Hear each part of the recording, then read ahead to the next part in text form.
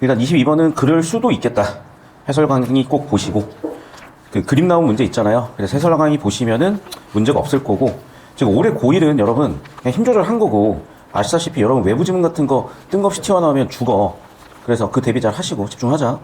그 다음에 두 번째 이제 20번 문제도 오답률이 지금 높게 나왔는데, 역시 얘도 해설 영상 잘 들으시면 처리가 될 겁니다. 그래서 크게 뭐 이슈가 없어 보이긴 하는데. 그 다음에 43번. 이 오답률이 제일 높아서 지금 얘를 먼저 볼 건데요. 사실은 왜 오답률이 높은지 저는 잘 이해는 안 돼. 그런데 자 보자. 예를 들면 이게 내신에서 얘기하는 개념어랑 수능이나 모의고사에서 얘기하는 그 엄밀한 객관적인 개념과 좀 다를 수가 있거든. 자, 이런 문제들은 항상 주제 그리고 주제와 관련된 구조를 묻는다고 말씀을 드렸었고, 그러면 우리가 주제라고 했을 때 가장 주목할 부분들은 이런 제목들이라고 제가 누차 말씀드렸던 것도 기억을 하실 겁니다. 자, 그래서 이 제목과 주제를 생각을 해봤을 때 뭐 1번 선지는 다시 돌아가셔서 확인하셔야 되는 구조 또는 개념어니까 습관적으로 얘는 그냥 나중에 보시는 게 맞아요. 2번 선지 청자가 눈에 안 보인다. 그래도 얘는 나중에 보는 게 맞고. 세 번째, 촉각적 심상의 대비를 통해 봐봐. 심상이라는 거는 100% 있는 거지만 촉각적 심상은요, 여러분, 그 정보량이 10% 미만이거든? 얘도 그러니까 세부적으로 나중에 보는 게 맞는 것 같고. 그런데 예를 들면 이런 거죠. 화자의 정서라든지 시적 대상의 의미라든지 주제 강조라든지 이 뒤쪽은 맞을 수밖에 없거든. 그러면 주제가 향토적 분위기였냐, 아니면 명사로 시행 종결 같은 뭔가 이렇게 돼 있냐. 근데 단어 자체가, 제목 자체가 뭐 찬밥, 적막한 식욕에서 뭔가 전달하고 싶은 바가 딱 보이잖아. 식욕과 밥을 생각을 해보시라고. 됐어요? 그러면 팁을 한 가지 드리잖아. 그러니까 이런 거는 가끔 나오는 거지만 팁을 한 가지 드리면 시선이 어떻게 가야 되는 거냐면 이쪽으로 가야 돼. 시선이 이쪽으로 가야 된다고. 이해되셨어요? 당연히 끝부분이야. 왜? 시행을 종결한다니까. 자, 이런 기술들은 나중에 영어나 이런 것도 센스 있게 쓰실 수가 있을 거고, 나중에 제가 신텍스 강의를 한번 해드릴 거예요. 왜냐면 국어 문법 때문에 한번 해드려야 되거든. 그때 보시면 알 거예요, 기술적으로. 그래서 시행을 종결하고 있기 때문에 종결되는 걸 흐름을 잡아보시면 알겠고, 당연히 종결되는 부분 보이셨을 거고, 여기도 보니까 이런 것들 눈에 좀 몇 개가 보이잖아요, 지금. 그래서 이런 것들 보셨고, 됐니? 당연히 정답은 4번 마무리 지으시면 되겠습니다. 됐습니까? 그래서 우리가 내신 대비로 연습이 됐다 이런 느낌이면 이렇게 술술 풀리셔야 되는데, 자, 여기서 지금 우리가 문제가 되는 경우는 첫 번째, 내가 조금이라도 모르는 개념어가 있다라고 하면 제발 좀 현감해치셔서 질문을 하시든 네이버에 찾아보시고, 우리 수강생들은 제가 하나하나 다 답변 드리고 있으니까 좀 물어보셔야 돼. 그래서 수미상관인지 구조적 안정감인지 청자가 겉으로 드러났다는 게 어떤 의미인지, 화자 상황이 뭔지, 구체어가 뭔지, 촉각이 뭔지, 심상이 뭔지, 대비가 뭔지, 화자가 뭔지, 정서가 뭔지, 드러냈다는 게 뭔지, 명사가 뭔지, 시행이 뭔지, 종결했다가 뭔지, 시적 대상이 뭔지, 향토적인 게 뭔지, 분위기가 뭔지, 표현이 뭔지, 이런 거를 모르는데 어떻게 문제를 풉니까? 그러니까 사실상 이건 여러분 영어 시험과 같이 단어 뜻을 모르는 상태를 넘어서 수학에서 내가 개념을 아예 모르는 거, 예를 들면 미분이라는 개념 모르면 못 풀잖아요. 근데 미분이라는 개념 알면 미분 되게 쉽게 풀거든? 그거랑 비슷한 거야. 아시겠죠? 미분 할 줄 안다 손. 반절 정도 되는데 미분이 진짜 아무것도 아니야. 예를 들면 x제곱이 있다고 했잖아. 얘 미분하면 어떻게 되니? 그냥 2x야. 아무것도 아니야. 예. 근데 이걸 모르는 애들은 미분 되게 어려워 보이는데 아무것도 아니야. 진짜 공부라는 게. 그 얘기야. 자, 그래서 이렇게 지식적으로 처리가 되는 공부들은 정말 기본적인 것들이고, 이건 기본으로 좀 해주시는데 여기서 변별되는 건 80% 미만이기 때문에 이거 정확하게 해주셨다 3, 4등급이에요. 자, 그럼 그 이상으로 올라가기 위해서는 내가 오늘 수업한 내용들이야. 그 이상으로 올라가기 위해서는 내가 주제를 가지고 접근한다든지, 시간을 단축한다든지, 문제 유형을 알아서 전형적 접근을 해낸다든지, 이런 기술적인 것들을 배운다든지 하면서 점차적으로 여러분의 실력은 올라가겠지. 그래서 다시 한번 얘기한다. 외우는 건 누구나 다 할 수 있는 거거든. 이 정도는 하셔야 돼. 제발. 그래서 이거는 기본적으로 여러분이 해오시는 거라 생각을 하고, 이 과정은 저랑 같이 하시는 거다 생각해서 잘 학습해 가시고. 됐죠? 자, 지금 바로 하자. 그래서 혹시라도 43, 44, 45에서 조금이라도 모르는 개념이 있으면 현관펜 치셔가지고 밀착도에 사진 찍어 올리는 시간 1분 드립니다. 기억, 니은에 대한 설명이요. 자, 필기해서 사진 찍어서 올릴 거 다 올렸지. 기억, 니은을 봅시다. 기억. 밥이고 밥이래. 자, 요즘 이제 이런 스타일이야. 비교 대조 포인트들. 자, 자꾸 이제 우리가 머릿속에 박아야 되는 문제들이 있다. 올해 고1 해강 9번 문제 같은 걸 보면, 자, 수직선들은 뭐였어? 건물이었죠. 그 수직선들 사이, 건물들 사이, 그 건물은 단단한 것들, 건조한 것들, 즉 세속적인 것들, 도시적인 것들, 이런 이미지였고, 근데 그 아래도 뭐가 자라나? 풀이 자라나. 그래서 이 사이에 뭐가 있다고 봤어? 초록이 있다고 봤고, 생명이 있다고 봤지. 이렇게 대조적인 정보를 누가 엄밀하게 짚어냈느냐에 따라서 다 틀렸던 킬러 문항이 되냐, 아니면 나는 맞춰낼 수 있냐. 그러니까 이런 기본적인 문제들이 킬러 문항으로 둔갑하기도 하는 거야. 여기까지 되셨나요? 그래서 기억과 니은의 대조, 의미를 찾으라 그랬고 여러분이 시간이 없으면 거꾸로 오는 게 맞을 수도 있어. 시간이 없으면 그럼 하나씩 이제 거꾸로 와서 뭐 이상인지 이렇게 볼 수도 있겠으나 애당초 우리가 정상적인 방법을 보자면 작품을 처리하고 가는 거잖아. 작품을 처리하고 가볼게요. 자, 그리고 내신 대비 포함 갈 거니까 같이 한번 정리해 보시고, 자, 이런 거야. 내가 백날 수업을 했어, 진짜로. 5번을 가르쳐. 그런데 아직도 예를 들면 실질 형태의 정의를 못 쓰고 있다든지 그런 학생들이 지금 이 반에는 없거든요. 근데 학교별 반을 깔면 그런 친구들이 널려 있어. 제발 그런 일 좀 없었으면 좋겠고. 자, 그러면 내신의 상장 첫 번째 물어보는 게 뭐라 그랬지? 주제야. 이걸 학교 내신 유형에 따라서 한 문장으로 서술할 수 있으셔야 돼. 그럼 한 문장으로 서술하는데 제가 어떤 기법을 줬었냐? 간단한 거야. 맨 처음 뭘 쓴다? 동네고야. 맨 처음 뭘 쓴다? 영어 맨날 했으니까 영어로 써줬다. 주어 쓴다야. 그리고 영어는 그 다음 나오는 게 동사지만 국어는 맨 마지막에 나오는 게 서술어야. 그리고 중간에 구성되는 것들은 당연히 목적어 또는 필수 부사 또는 보호 같은 걸 넣어주시겠지. 됐죠? 자, 일단 내용적으로는 이거야. 두 번째, 구조적으로는 어떻게 들어오니? 인과 구조가 들어간다든지, 문제, 원인, 해결책 구조가 들어간다든지, 과정이 들어간다든지, 순서가 들어간다든지 그랬잖아. 자, 해강고 9번 문제 가지고 다시 한번 예시를 들어보면 해강고 9번 문제는 뭐였어? 그래, 미음의 의미. 미음은 뭐였는데 아직도 얘기했지만 그 건물 사이, 수직선 사이야. 그럼 수직선 사이가 C1과 C2의 속성을 지니고 있다고 했는데 C1은 맞았어. C2는 틀렸어. 지닌다. 그래서 당장 이런 문제도 우리가 어떻게 분석을 했어? 주어, 속성을 지닌다. 주어, 목적어, 서술어 분석을 하고 인과 구조를 잡았다고. 원인, 결과 구조를 잡았다. 그런데 C2의 속성이 틀렸으니까 틀린 건 뭐다? 얘가 틀렸기 때문에 틀렸다. 이런 식의 논리 구조로 풀었단 말이야. 이걸 빨리 보실 수 있어야 되고 익숙해지셔야 되고 지금 여러분 대부분 학교는 서술형 어렵지 않긴 했기 때문에 그러려니 하겠지만 어쨌든 기본 기술로 배워놓으시고 두 번째, 그 주제를 담는 구조야. 근데 예술에서 그 구조는 아방가르드를 보시면 알겠지만 자, 아방가르드의 예시가 뭐였다고? AK-47이었다고. 기존의 예술을 저항하는 거라고. 기존의 예술을 비꼬기도 하면서. 자, 그럼 봐. 그런 게 하나의 뭐가 되는 거야? 주제가 될 수도 있겠지만 장르가 될 수도 있다고. 그걸 여러분이 갈래라고 해서 배우잖아. 근데 내가 답답한 게 뭐냐? 공부라는 게 한순간에 되지도 않지만은 작년 11월부터 차곡차곡 싸우셨으면 이제는 궤도에 올라와 있어요. 자, 그러면 이제 우리는 이게 뭐라고 부르지? 현대시라고 부르지. 자, 왜 현대시라고 한다고도 우리가 다 배우셨단 말이야. 기억나니? 기억나? 자, 필기하면서 따라오실게요. 이쪽으로 올게요. 자, 다시 한번 얘기한다. 내신에서요, 제가 왜 답답하냐면 그걸 그렇게 때려 외울 것도 아니거든요. 외워봐야 다 까먹어. 두 번째, 그걸 왜 그렇게 설명하고 배우는지 이해할 수가 없어. 아니요, 알 것 같아. 멍청해서 그래. 제발 멍청하게 살지 말자, 우리. 자, 이쪽으로 잡아주세요. 그리고 서울대 갔다고 다 똑똑한 것도 아니야. 지방대 갔다고 다 멍청한 것도 아니야. 인생은 여러분이 매 순간 어떤 선택을 하느냐에 따라서 현명해질 수도 있고 바보 같아질 수도 있는 거야. 자, 우리 현명하게 보실 거예요. 자, 항상 제일 중요한 건 주제라 그랬으니까 주제를 물어본다 그랬었고, 주제는 제가 아까 얘기했었던 주어, 목적어, 서술어 같은 거 잡으시고 구조 잡으시라 그랬어. 하나 더 말씀드리잖아. 아주 전형성을 갖고 있어요. 이 전형성이라는 건 이런 거야. 상황에 따른 반응. 즐거운 일이 있었어. 그럼 웃어. 애들이 갑자기 내 얼굴을 봐. 웃어. 존나 빠게. 이게 상황과 반응이라는 거야. 왜 웃긴지는 모르겠어요, 저도. 두 번째, 구조 볼게요. 아까도 얘기했지만 이건 갈래라고. 자, 제일 먼저 내가 분류하는 게 뭐냐. 현대시인데, 자, 일단 얘를 시라고 분류하는 것부터가. 얘기했었죠. 시는 뭐야? 원래는 고전 시, 가와 구분을 해봤을 때, 뒤쪽에 뭐가 붙어 있다고? 가, 노래 가자가 붙어 있었잖아. 그러니까 옛날에 노래였던 거야. 그런데 가를 뺐잖아? 그러니까 얘는 뭐가 있어? 노래에 흔적이 있는 거야. 노래에 흔적이 있다? 얘는 운율이 눈에 보이게 드러나 있다. 그래서 왜 형율이라고 한다 그랬고, 얘는 운율이 눈에 보이진 않지만 잠재되어 있다. 내재율이라고 한다 그랬었죠. 이게 현대시의 가장 큰 특징이고, 그럼 내재율이라는 건 운율이 보일 듯 말 듯 한다는 거니까 형식을 자유롭게 썼으니까 자유시라고 한다 그랬었고, 얘는 이 틀을 만들어야 되니까 정형시라고 한다 그랬었죠. 이건 그냥 세트야. 이걸 왜 외우고 있고 왜 필기하고 있는지 나는 이해를 할 수가 없다는 거야. 당연한 것들이니까.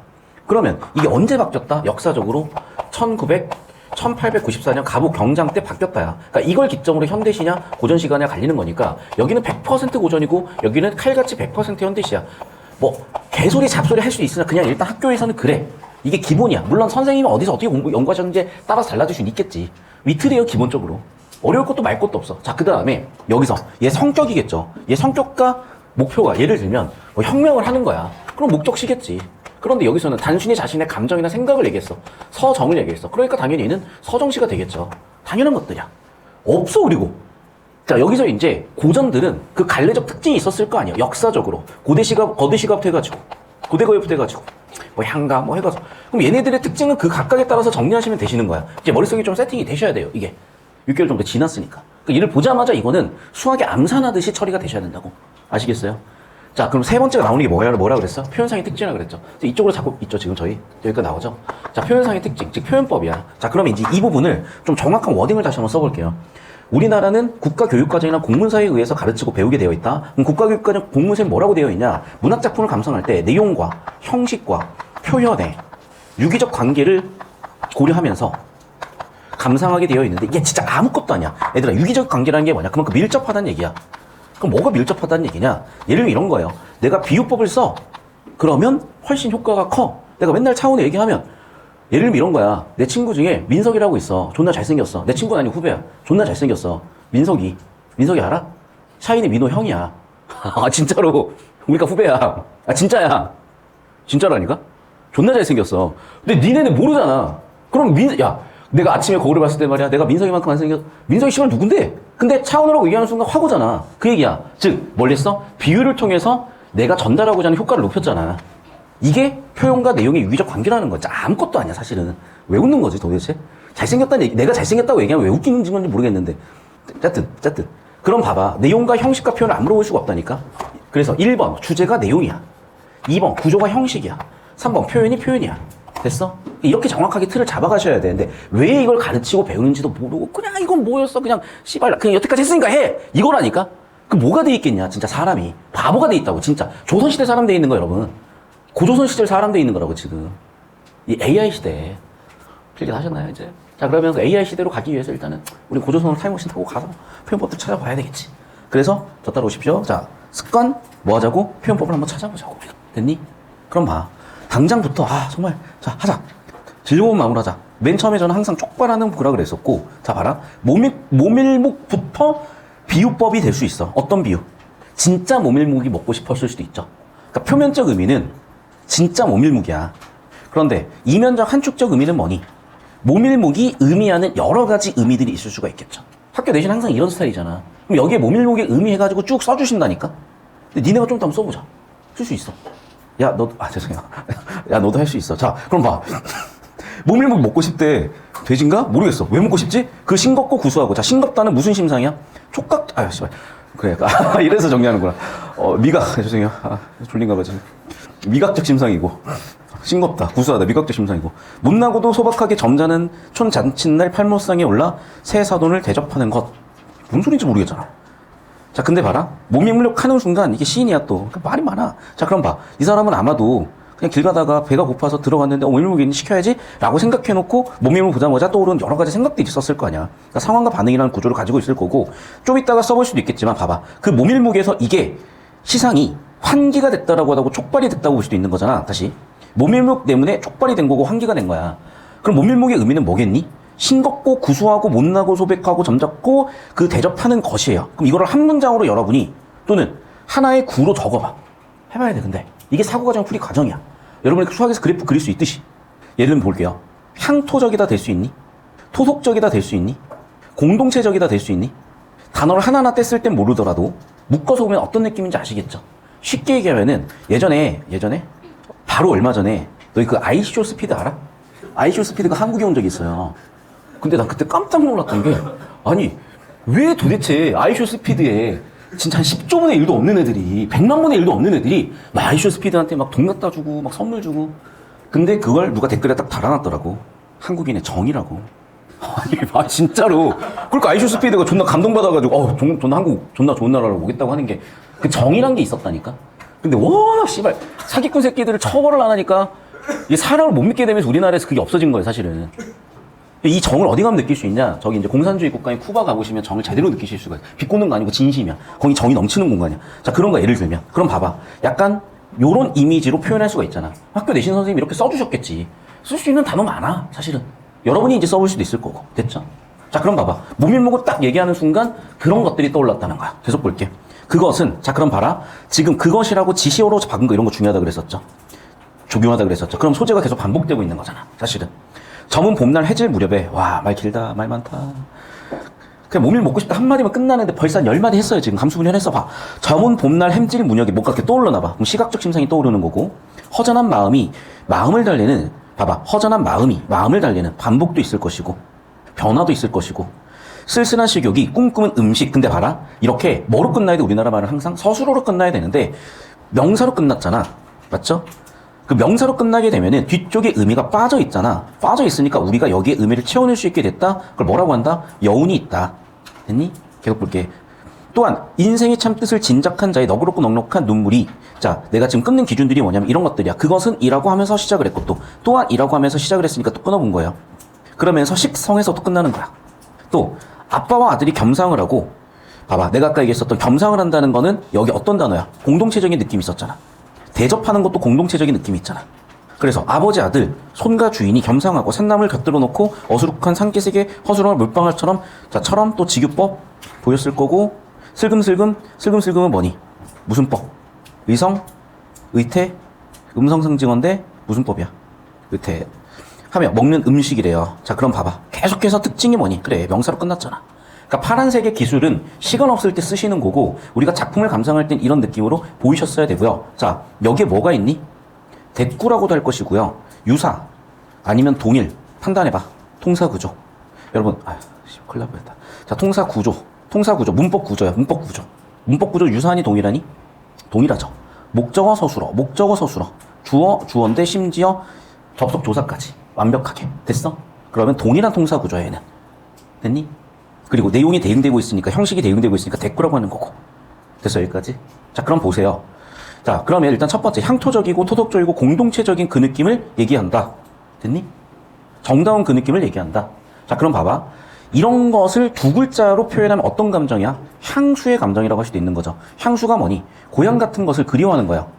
그리움이 명시적으로 드러나는 건 아니지만 내가 이렇게 회상을 하는 것만으로도, 예를 들면 내가 항상 뛸 때 누구 생각이 나냐면 콩이 생각이 나요. 콩이가 45kg였거든?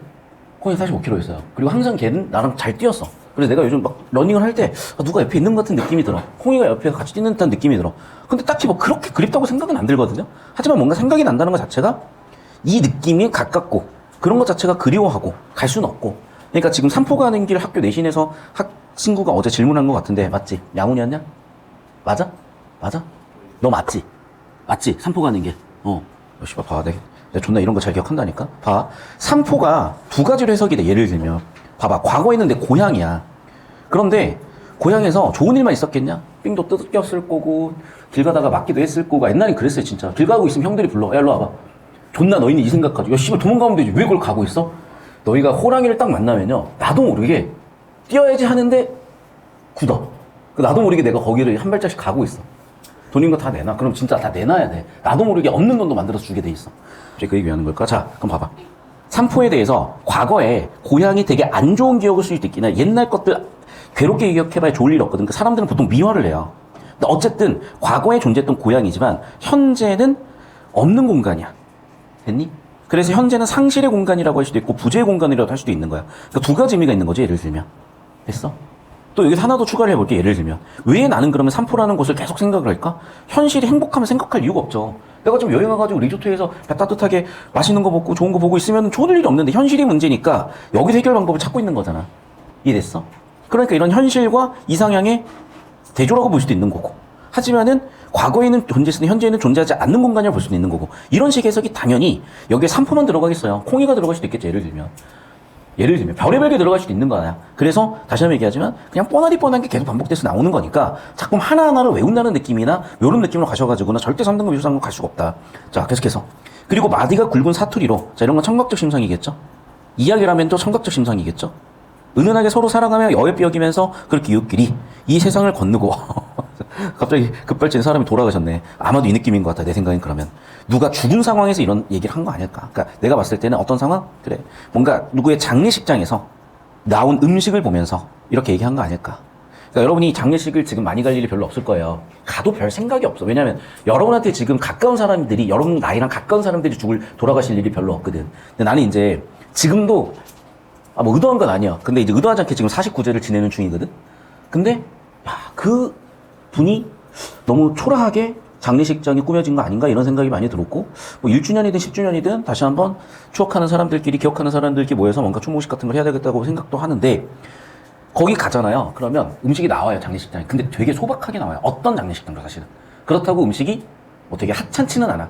근데 소박하지만 그 소박한 음식을 이렇게 곱씹다 보면은 그 사람과 생전에 있었던 기억이나 느낌들이 쭉 나타난다고. 그래서 아마 이 시인은 그런 얘기를 한 거 아닐까 싶기도 해. 근데 상상이야. 계속 가볼게, 그렇게. 그래서 그렇게 하다가 이제 결국에는 봐봐. 누구나 죽잖아. 그러면 누구나 이 세상을 건너고 저승을 갈 때 우리 콩이가 헤어지기 전에 10살이었거든요. 로타일로 보통 수명이 8에서 10년 사이야. 벌써 13년 됐으니까 이제 이미 무지개 다리 건넜을 수도 있어. 그러면 이제 나는 콩이를 어디서 만나야 되겠어? 이 세상 건너서 만나야지. 저승 가서 만나야지, 이제. 그럼 가서 이제 되게 반기겠지. 그러면서, 야, 콩인데? 이러면서 이제, 우리 삽종쌤인데? 이러면서 이제, 반가워요. 이렇게 할 수도 있겠다는 얘기죠. 서로 불러 길을 가며 쉬며, 그 마지막 주막에서 그렇게 우리 이승에서 이런 느낌으로 잘 살았지라고 하면서 그 생가사의 경계에 있었던 나의 상상력, 생가사의 경계에 있었던 그 느낌들을 주는 거고, 아마도 장례식장에서 뭘 먹으면서 그 모밀묵을 먹으면서 또는 소박한 음식을 먹으면서 어떤 추억들을 한게 본 거 아닐까, 추억들을 다 생각해 본 거 아닐까, 이런 제 상상이 들고 계속해서 보면은 뭐 보이소 아는 양반 아니기요 이런 것도 다 뭐니 토속적이지. 왜? 일단은 방언이 있고, 방언이 있으니까 토속적이고, 그리고 비슷한 표현이 반복되면서도 바뀌었으니까 반복 변주도 보이고, 이 정도 정리하시면 되지 않겠어요? 자, 그리고 예를 들면 이제 이런 거 어떤 선생님이 이렇게 얘기할 수 있는 거냐, 왜 쓸쓸하냐는 거죠. 두 가지라는 의미지. 첫 번째는 이렇게 보면 쓸쓸할 일이 없지. 근데 왜 쓸쓸할까? 실제로는 아마도 부재의 상황이기 때문에. 그러니까 아마 장례식장에서 이렇게 상상을 한 거 아닐까. 자, 그럼 얘랑 엮어볼 수 있는 게 뭐겠니? 당연히 그렇잖아. 향가, 제막매가 있잖아. 분 누이를 추억하는, 맞니? 이렇게 엮이는 거야. 이제 학교 선생님이 변형해서 내신다면 별게 없어. 그러니까 너희도 출제 예측을 해. 이제 너희 이제 선배들 보면 고3 애들은 쥐들이 출제 예측해서 온다니까. 그래서 이거 나올 것 같아요. 진짜? 내가 그 수업에서 해. 나와. 그러면 이게 돼요. 그러니까 별게 없다니까. 진짜로 아무것도 아니야. 대단한 게 아니에요 이게. 됐어? 잘 정리하시고, 이게 대단한 게 아니어야 여러분 커리어에서, 여러분 선택한 직업에서 여러분은 이제 손흥민 같은 자식을 키워놓고 흥민이 월드클래스 아니라고 얘기할 수 있는 그런 겸손함과 그런 대단함을 갖게 되는 거예요. 진짜 그게 클래스야. 근데 그 아저씨는 여러분은 모르셨겠지만 국가대표 선수였어요. 3년 동안. 봤어? 대단하신 분들이야. 그 대단한 분이 손흥민을 길러놓고 아직도 월드클래스가 아니라고 하면 도대체 누가 월드클래스냐고. 그건 좀 멋이 있었으면 좋겠어요. 나는 사람들이. 됐죠? 자, 그래서 작품들 정리 끝났고, 계속해서 내신 대비라서 다시 본다. 모의고사 내면 이렇게 보면 언제 풀어 이걸. 이렇게 하다가 시험 끝나겠다. 자, 이제 찬밥 한번 가볼게요. 찬밥. 벌써 얘는 훅 들어온다. 아프다. 자. 너희는 잘 모를 거야. 엄마랑 같이 살고 있잖아. 근데 너희가 예를 들면 이제 서울로 대학을 갔어. 그럼 제일 힘들 때가 뭐냐? 아플 때요. 아플 때. 뭐 요즘 연애도 안 하잖아. 뭐 나만 안 하는 것이 있는데 연애도 안 하잖아. 아플 때 누굴 부를 거야, 서울에서. 그럼 혼자 이제 낑낑 앓고 누운 거야. 그럼 뭐해, 이제. 밥은 먹어야 되겠고, 힘은 없고, 그러니까 찬밥을 먹겠지. 그럼 벌써 이제 눈물을 뚝뚝 흘린다고. 벌써 인생이 서러지기 시작하는 거야, 이제. 됐죠, 이거지. 찬밥 속에 서리빨리 목을 쑤신다. 너무 이거는 과장이다, 야. 아무리 그렇다고 밥 먹다가 이렇게 이제 찬밥 알갱이가 살아있잖아요. 찬밥 알갱이가 살아있으니까 먹다가 목이 탁탁 벌리는 거야. 근데 아마 우리가 되게 뭐라 그러냐, 이거. 목 아픈 거 그거 있잖아. 인후통? 인후통 심할 때는 침만 삼켜도 아프잖아. 근데 거기다가 찬밥을 삼켰으니 막 몸이 찢어지는 그런 느낌이지 않을까. 그러니까 저는 상상을 해보면 이런 느낌이에요, 그냥. 인후통이 심한데, 이것도 써줘야 되나? 인후통이 심한데 찬밥을 삼키니까, 참, 난 국어 내신 수업하면서 재밌을 때가 많아요. 찬밥을 삼키니까 어떻게? 목이 아파. 촉각이네요, 그러면. 계속 볼게. 부엌에는 각종 전기 제품이 있어 일부만 단추를 넣어도 따뜻한 밥이 되는 세상. 자, 그럼 봐봐. 이게 편리하다는 의미도 되지만 항상 그 영감님들이나 할머님들은 그 옛날에 대한 향수가 있는 거야. 그러니까 잘 들어야 돼. 여러분이야 핸드폰하고 인생을 시작을 했으니까 그럴지 모르겠고, 여러분이야 전자레인지를 평생 봐왔잖아요. 근데 여러분 본인 세대만 해도 전자레인지를 살다가 생긴 경우가 많아. 진짜로. 그러다 보니까 편리함과 불편함 사이에서 이런 거야. 괜히 편리한 게 실용적이죠. 그냥 굳이 따지자면 인간미가 없어. 여기는 불편하지만 뭐가 있어? 향수가 있어. 이렇게 이제 대조적인 의미를 본다는 거야. 근데 이게 여러분 지금은 못 느껴. 얘는 모든 게 재밌을 나이에요. 모든 게 신기할 나이고. 내 얼굴 보고 또 웃고 있잖아. 얼굴만 봐도 웃긴 나이야. 그런데 이게 나이가 들잖아. 그러면 이게 계속 감각이 좀 내려와. 그러면 이제 익숙해지고. 그럼 뭐가 이제 또 그리워지냐? 옛날에 그 느낌이 자꾸 그리워지는 거야. 옛날에 그 느낌이. 그러면서 엄마 몰래 내가 뭐 불량식품 사 먹었던 그런 기억. 그게 미화가 돼서 되게 예뻤던 기억이 되기도 하고 그러는 거예요. 그러니까 이 사람도 지금 그 얘기를 하고 있는 거거든. 자, 그럼 봐봐. 되게 문명이 들어와 있고 아름다운 그런 세상, 되게 편리한 세상 같아. 자, 찬밥을 먹기 쉽지 않지만 오늘도 혼자 찬밥을 먹는다. 되게 이 표현을 이제 하고 싶었던 것 같다. 봐봐. 지금 봐봐. 되게 이렇게 편리한 시대이기 때문에 내가 찬밥 먹기도 쉽지 않지만 나는 왜 찬밥을 먹고 있을까? 그만큼 혼자라는 걸 강조하고 있잖아. 혼자라는 걸 강조하고 있잖아. 그 얘기야. 세상이 편리해졌잖아. 실용적이 됐잖아. 인간미가 없어졌다. 바꿔 얘기하면은 공동체가 지금 파괴되고 있는 거야. 여긴 공동체가 있는 거야, 여전히. 그리고 자기는 뭐야? 불편해도 공동체 감각이 있었던, 혼자이지 않았던 그 시절을 나는 좀 떠오르고 싶다. 그 얘기를 하고 싶은 거야. 그 찬밥이라는 게 중의적인 의미가 있잖아. 그대로 찬밥일 수도 있어, 표면적으로. 또 뭐니? 환대받는다는 의미도 있잖아. 쪽으로는. 이런 걸 이제 물어보실 수도 있겠고. 계속 볼게요. 그래서 가족에게는 따스한 밥 지어 먹이고 찬밥을 먹던이잖아. 그러면 이제 여기서부터 뭐야? 회상이죠. 먹던 사람으로 회상이 됐잖아. 그럼 봐봐. 세상이 어떻게 가고 있냐? 찬밥을 먹다가 편리한 세상이라는 생각을 했다가 그런데 가족한테는 따뜻한 밥을 줬다가 자기는 찬밥을 먹는 그런 사람이 있는 거잖아. 그러면 여기 두 개는 또 대조가 되고 있는 거고 딱 빠진 그릇에 찬밥을 훑어 누가 남긴 무조각의 생선가시를 핥고 보통 옛날 엄마들이 이렇게 살았어요. 지금 참 어려운 시대인 것 같다. 무슨 얘기냐? 이런 거예요. 엄마들이 여러분이 이제 나중에 성인이 돼서 자녀를 낳아서 길러보시면 알겠지만 애가 생기는 순간 할 수 있는 게 없어. 왜냐면 애가 커야 되잖아. 그럼 애가 크는 과정에 애의 성장 발달 속도에 맞춰가지고 나를 거기에 다 맞춰야 돼요. 근데 나는 직업적으로 그게 내가 애가 있는 건 아니지만 좋았던 게 우리 조카가 완전 갓난 애일 때부터 큰 걸 다 본 거야. 그러니까 사실은 내가 5년 전, 6년 전만 해도 내 수업을 어려워서 못 알아먹겠다, 못 듣겠다고 하는 사람이 진짜 수두룩했거든요. 근데 지금 어느새 중3, 고1들이 이해가 돼서 좋다는 얘기들이 생겼는데 왜 그런가? 조카 때문이야. 조카한테 내가 2 더하기 6을 가르쳐야 돼. 내가 얘기했잖아. 얘가 까막눈이야. 내년에 학교 들어가는데 얘가 아직도 숫자는 읽어. 그런데 이제 산수, 뭐 이런 거 학원 아예 안 보냈어, 집에서. 그러면 2 더하기 6을 가르쳐줘야 되잖아. 어떻게 가르치는 거야? 뭐 이렇게 손가락으로 세어. 그러면 걔 눈높이에서 가르치다 보니까 나도 그게 온 거거든. 자, 그럼 반대로 이제. 엄마들은 걔를 계속 보고 있어야 돼. 애랑 눈높이가 완전히 똑같아야 돼. 그럼 엄마의 자아가 없어져. 그래서 보통 거기서 자아를 좀 못 지킨 엄마들은 아이를 통해서 자아를 실현하려고 하고 아이가 나의 자기 자신의 분신인 것처럼 너무 과몰입하는 경우들이 생겨. 근데 어쨌든 좀 부정적인 얘기를 한 건데 여기서는 예전 엄마들의 희생하는 모습들, 가족을 우선하는 모습들 그런 게 보이는 거죠. 그럼 엄마 혼자 집안일 다 하고 집안일은 티가 안 나요. 티가 안 나. 저도 이제 어제 뭐 어떻게 혼자 사는데 빨래 해야 되고 안 하냐? 너희는 안 하겠지. 내가 해야지. 누가 해줄 거야? 아, 빨래 안 하게 생겼어요, 혹시? 매일 옷 갈아입어, 여러분. 매일 샤워 2번씩 합니다, 여러분. 그럼 빨래도 해야 돼. 빨래 했으면 뭐 널어야지. 또 건조시켜야죠. 그리고 집에서 밥 먹었으면 설거지 누가 하냐고. 아, 식색이 있니? 설거지 해야지 또. 설거지 해야지. 그리고 더러워서 봐줄 수가 없을 정도로 막 쓰레기가 있으면 쓰레기도 분리수거 해야지. 뭐 할 게 많아. 근데 그거 한다고 누가 알아주는 것도 아니고 대단한 일도 아니지만 누가 했어? 다 엄마가 했잖아. 그 엄마 생각한다는 거야. 그래서 나는 그 엄마가 먹던 찬밥 때문에 엄마가 그리워지고 또 엄마가 먹던 그 찬밥을 먹으면서 엄마 생각을 다시 한번 하는 거죠. 당연히 그 찬밥은 뭐야? 과거 회상, 환기, 에이미지. 이 촉각적이기도 하고 미각적이기도 하죠. 차니까 촉각이고 밥을 먹었으니까 미각도 있겠지. 이런 말이 때문에 누구였지? 누가 뭐 도깨비 이런 게 나와. 사의 순간에 그 도깨비가 너를 세상적으로 툭 하고 밀어줬다. 이런 표현들이 하나씩 나오거든. 그래서 엄마가 그런 신같다는 거예요. 어쨌든 나는 찬밥을 먹으면서 그녀가 생각난다라고 하면서 지금까지 봐봐. 나의 상황이죠. 1번이고 2번이고 내가 먹고 있는 찬밥 3번 상황이죠. 그리고 내가 떠오른 그녀에 대한 회상 반응이죠. 이게 주제의식을 집약하고 있는 시행이다라고도 하실 거거든. 그렇잖아요. 셨으면 이민 거고 이런 것도 있어야 되라. 뭐 핥고 훑고 이런 것도 라인 맞춘 거잖아. 한을 반복했다. 됐나요? 사하다 이런 거는 또 촉각적 심상 될 거고 거리다 청각적 심상 될 거고 많습니다. 수도 없이 많습니다. 이런 거. 자, 이쯤 정리했으면 된 것 같아. 자, 넘어와서 이제 마지막. 나는 오늘의 세상의 찬밥이 되었다. 그럼 여기도 봐봐. 되어 어쨌다가 없잖아. 그러니까 여기도 여운이 들어가는 건데 첫 번째는 이건 것 같다. 아마도 나도 엄마가 돼 있을 수도 있죠. 네. 나는 혼자일 수도 있어. 혼자여서 이제 어떻게 돼 있어? 세상에 같은 일들을 하고 있을 수도 있고 그냥 내 자신이 되게 초라하게 느껴질 수도 있어. 찬밥이 됐다. 그럼 초라하게 느껴졌을 때 누가 떠오른다? 나를 위로줄 수 있는 영원한 내 편? 엄마가 떠오를 수도 있겠죠. 엄마가 옆에 있으면 안 떠오를 거 아니야. 그럼 당연히 엄마에 대한 부재라고 볼 수도 있겠죠. 돌아가셨든 멀리 계시든.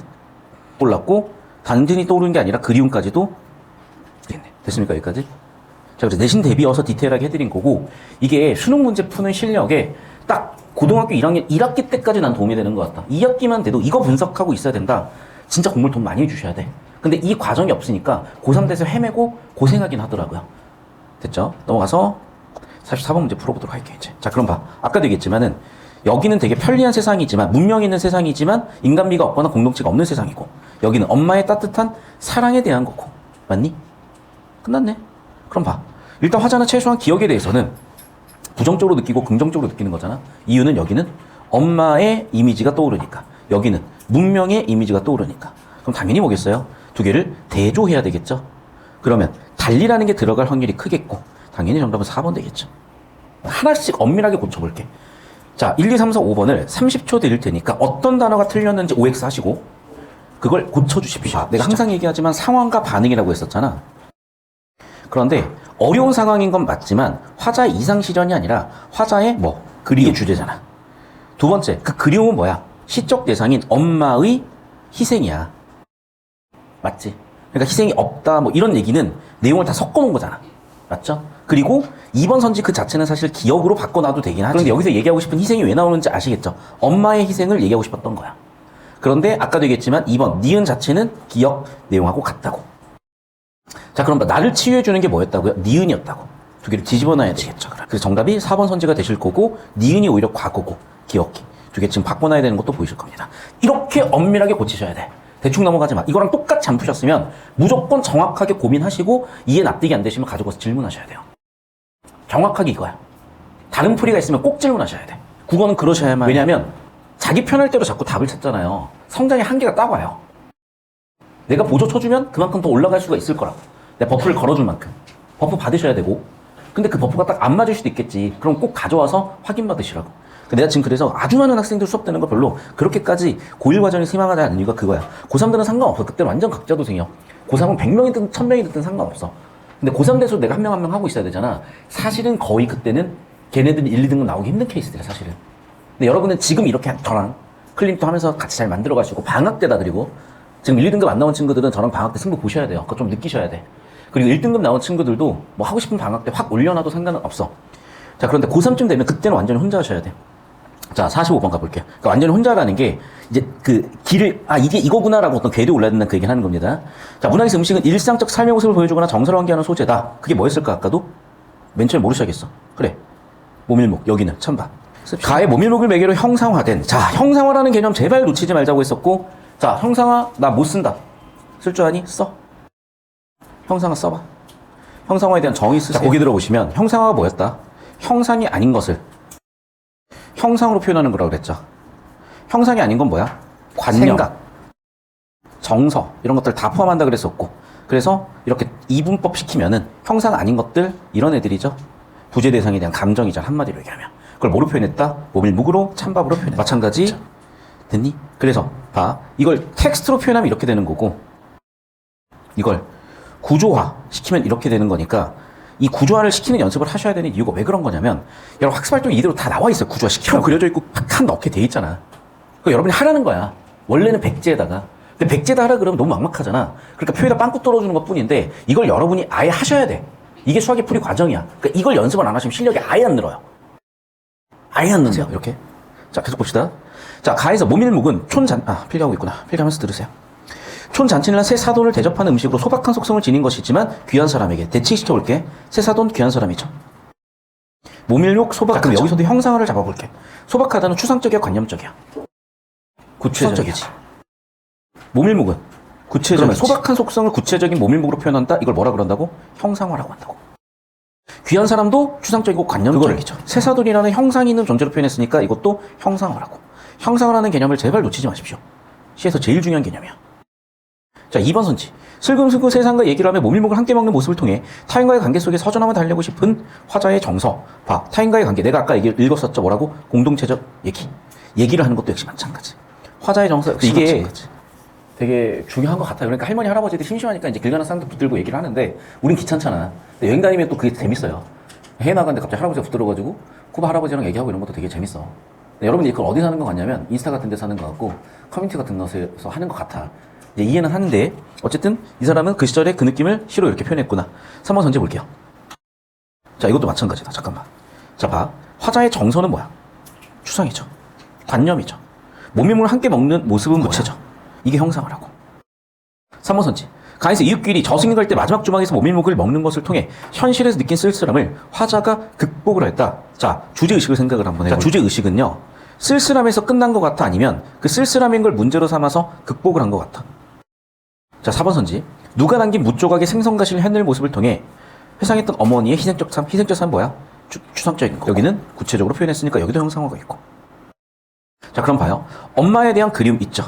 엄마의 희생적 삶이 있죠. 엄마의 희생적 삶을 그리워하는 거 당연히 그리죠. 모밀을 함께 먹으니까 나 지금 허전하고 그걸 이렇게 해결하고 싶은 마음도 있고. 그럼 답이 나왔어.